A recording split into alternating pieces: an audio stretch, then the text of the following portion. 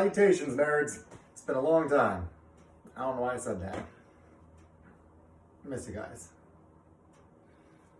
Anyway, this video, we're going to be finding intercepts from a table. You guys have already dabbled with that a little bit. We used that to find the y-intercept before, so you should already know how to do the second portion of this video.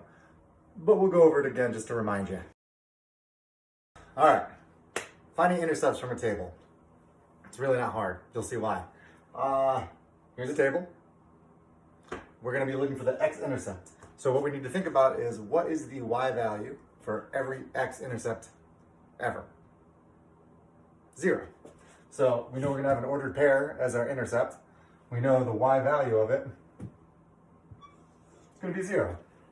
So what we need to do is come up with patterns, both in the y column and the x column. First, since we know where we're looking for, like we're looking to go to 0 in the y, let's look for a pattern and decide if we have to go count backwards or count forwards, how to get to 0. So we have 24, 18, and 12. How do we get to 0?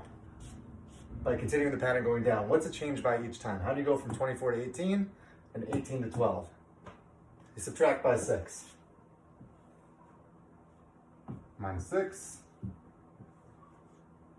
Minus 6. The worst arrow ever. So let's keep counting until we get to 0. How many times do you think we're going to have to do that?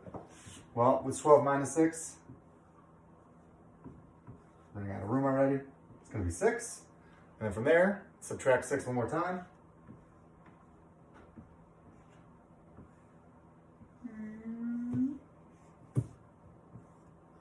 It's going to be 0. Good. So we've gotten to where y equals 0.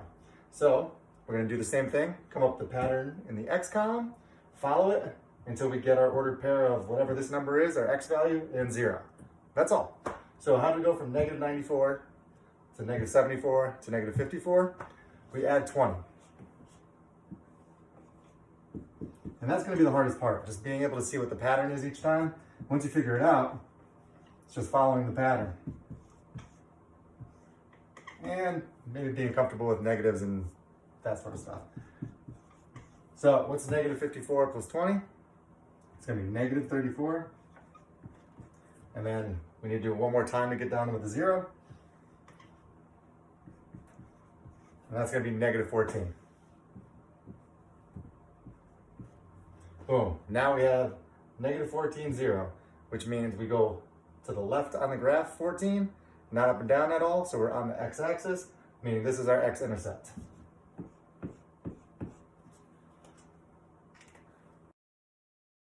All right, let's apply the same logic to find the y-intercept. So if I have a y-intercept, what's my x value for every y-intercept ever? 0. So we're gonna have to look at the x column and figure out where 0 would be on it.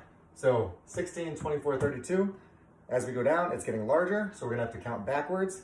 I notice that it's changing by 8 every time, right? Plus 8. Plus 8. So what are we going to have to do to get backwards? We're going to have to do the opposite. If we're going down, we add 8. We're going to subtract 8. Minus 8. 16 minus 8 is 8. Is that 0? Nope. So we're going to have to do it one more time. Boom. So we're back to where x equals 0. Now let's find out what the y equals. Let's find the pattern. 20 each time, so we're going to have to subtract 20. 2 separate times. 44 minus 20, 24. And from there, subtract 20 again. And you're going to get just 4.